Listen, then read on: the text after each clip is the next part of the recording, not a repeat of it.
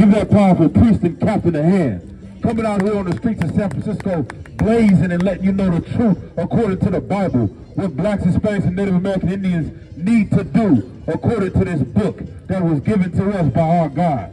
We'll start off and say, Shalom, Israel.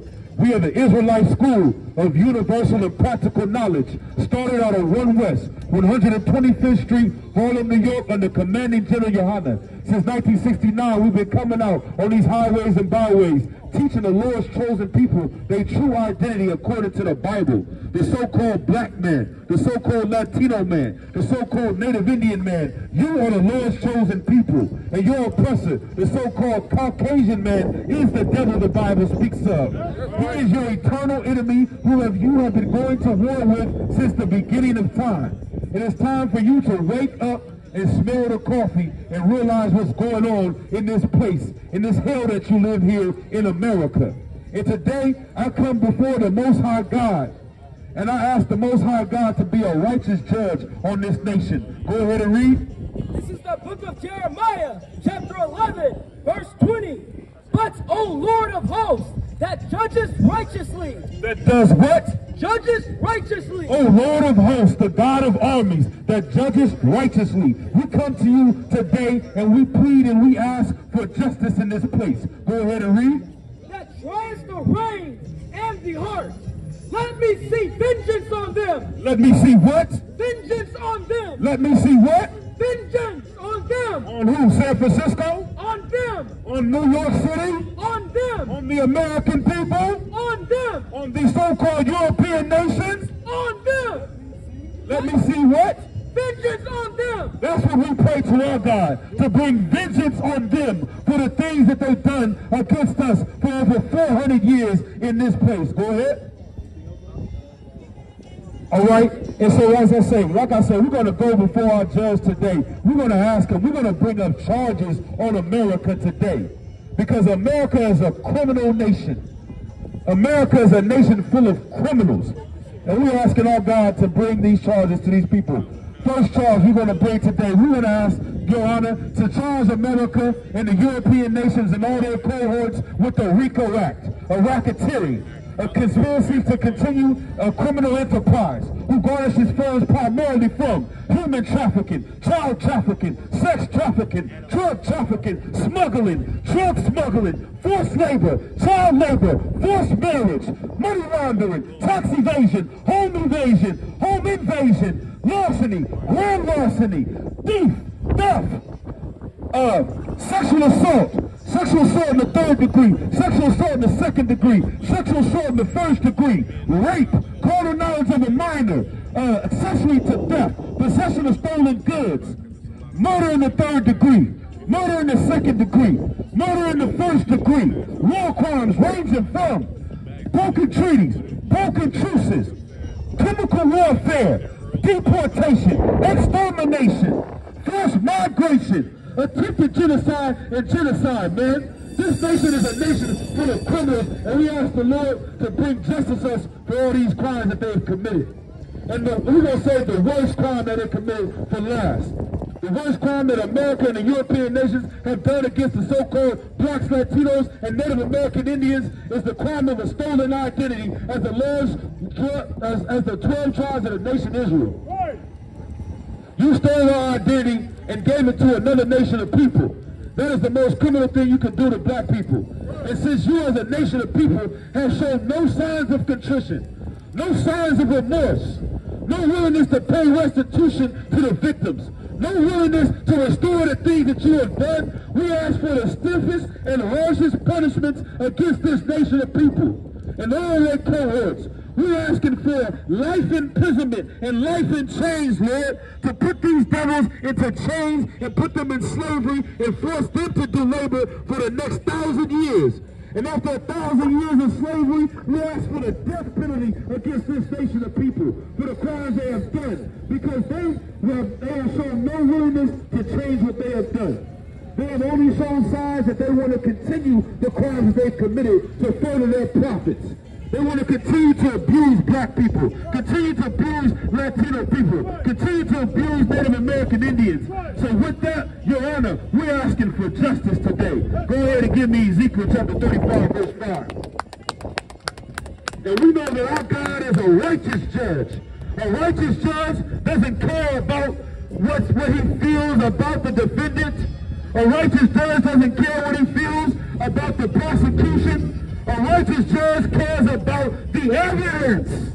And I'm telling you, Your Honor, we have 400 years of evidence. Evidence of rape, evidence of kidnapping, evidence of murder in this place called America, man. And we want justice.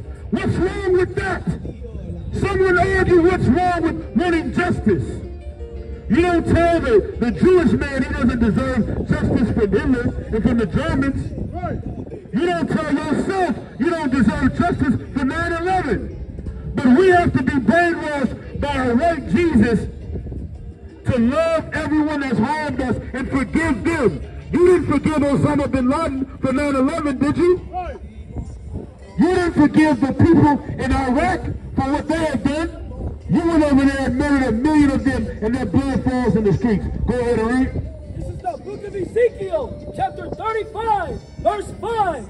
Because thou hast had a perpetual hatred, and hast shed the blood of the children of Israel. Because these Europeans all over the world have shed the blood of the children of Israel and has had a perpetual hatred. There is nothing that gets under your skin more than the plight and the explanation of black people's suffering.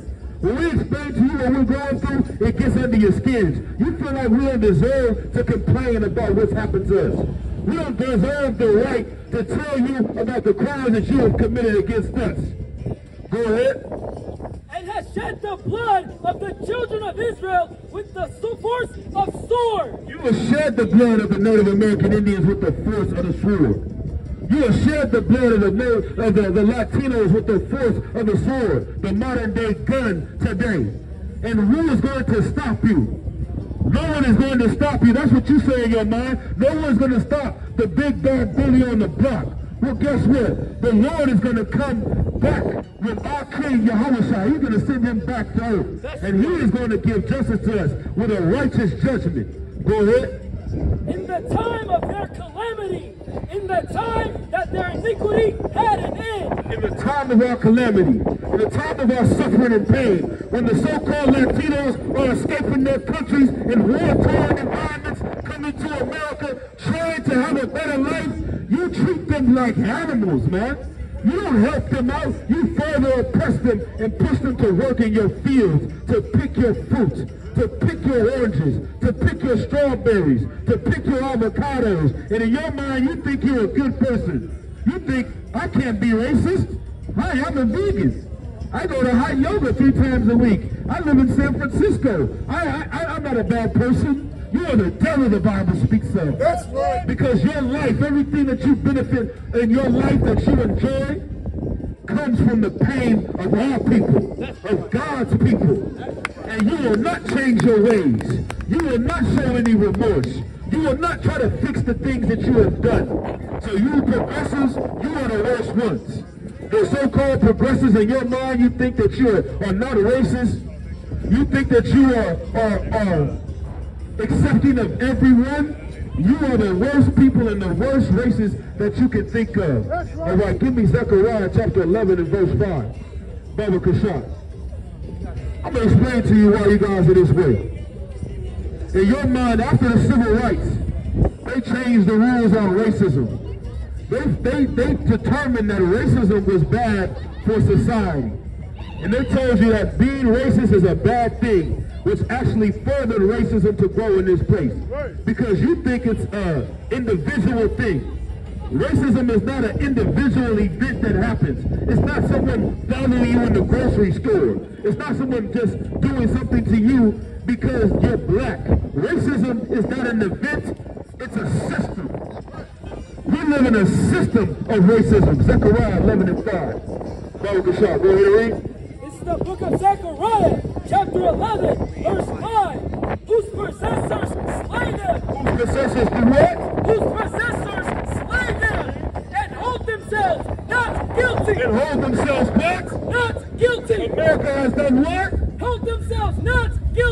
The European nations have done what? Held themselves not guilty. The white man has done what? Held themselves not high goals, try to stomach this thug life. They ring got the nose bandana on the grip. All heads coming out the foe. Connected from Cali to New York, niggas, so let it go. Made for this. Nigga, I eat bars and drink flows. Thinking you woke into your third eye peephole. Line for line, this shit too easy. It's like a free throw. Mastered the game too early. This bitch a cheat code. It ain't a game. These niggas lame. State bring a shame. If I'm with an officer, it's a number in his name. We ain't the same. You want the easy pass? Tell him change his lane. Shit, I've been through the fire. You can't stand the rain. Take an aim. Tell him runner he can try his best. Drive a car named after me. That's why I'm in the vet. Lamping these niggas once again, and I ain't break a sweat. Number one at everything I do. That's why I'm one West. The Lord is not the God of the dead, so when I die, coming back for my spot. So forever I'm top 3. Just tell him to watch this. Janitor with the mop stick. You gon' need a defensive lineman to block this. On point when I bomb shit. 10 for 10, I do not miss. I'm barking with a full bulldog. It is not mixed. They can see that my mind's sick. I don't write. I